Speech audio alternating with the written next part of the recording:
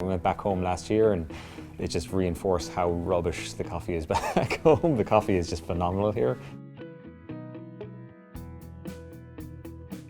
Hi, my name is Liam Coleman. I'm originally from Tipperary in Ireland, and these days I live in Hawke's Bay, Napier.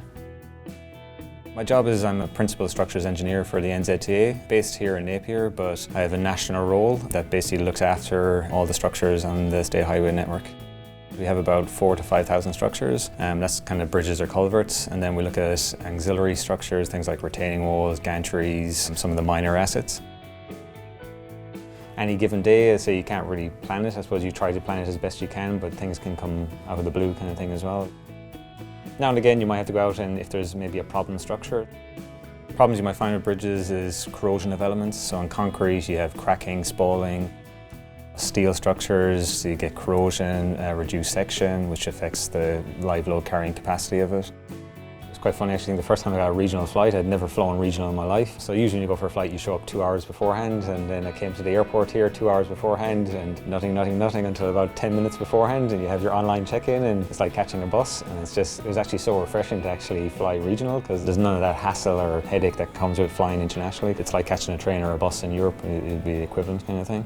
I think I'd say originally I backpacked through here back in 2004, 05. But I think I knew I always wanted to spend a longer stint in New Zealand, and I spent 3 months here. And then basically left and went back home. And I always kind of felt there was kind of something left back on the table. And then I think it was just maybe a little bit of itchy feet just for myself and my wife. And yeah, decided, I think just applied for a job. My wife is originally from Poland, so she absolutely hates the weather in Ireland and England. So it was an easy sell for her. You're moving to New Zealand, there's really good weather, there's great scenery. It was tick, tick, tick.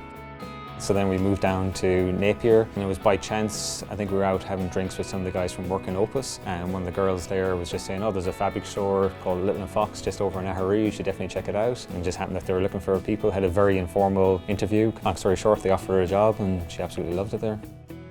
Little and Fox is a kind of like a fabric warehouse. Aga's background is an interior designer. She did fine art in school as well, so she's that way inclined, or that's her kind of background. If you have a dog, or if you're thinking about getting a dog before you come travelling, I'd recommend getting your dog when you come out here because it's quite an expensive process. One of the things that helped us was we went to Europe 6 months before that. So the dog had already got her passport, had some of her vaccinations, had been microchipped. So that pretty much took about 3 months off the process. We're just, totally happy we brought the dog kind of thing. It's part of the family. Napier had a massive quake, I think one of the biggest. I think it was the highest fatalities in the country from a natural event back in 1931, I think, and which destroyed large parts of the city. And essentially the city was rebuilt in that kind of 1930 style Art Deco, which kind of adds that little bit of spark to the city as well. And I suppose the big thing that might be a shock to people's systems is the quality of housing. A lot of them don't have central heating or double glazing, things like that. The winter in Auckland's like an Irish summer. If you had central heating and double glazing, it'd be an absolute breeze. We've never really felt deprived by kind of coming here or missing anything. Everyone thinks it's a pretty small country, but it's actually a really, really big country.